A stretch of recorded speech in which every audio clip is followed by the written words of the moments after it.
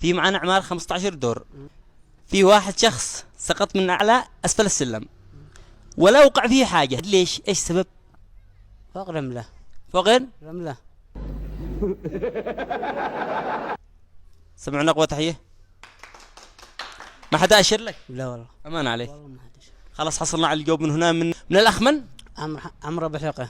رجل سقط من أعلى أسفل السلم من عمارة 15 دور وقلنا له ولا وقع في حاجة، إيش سبب؟ إيش نوصل لين؟ على رملة. على رملة. سمعوا نقوة تحية مرة ثانية.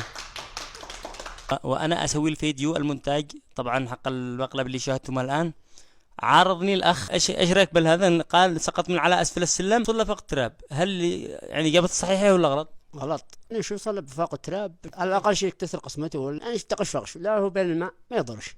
هو سقط من على أسفل السلم، من أسفل على أسفل السلم.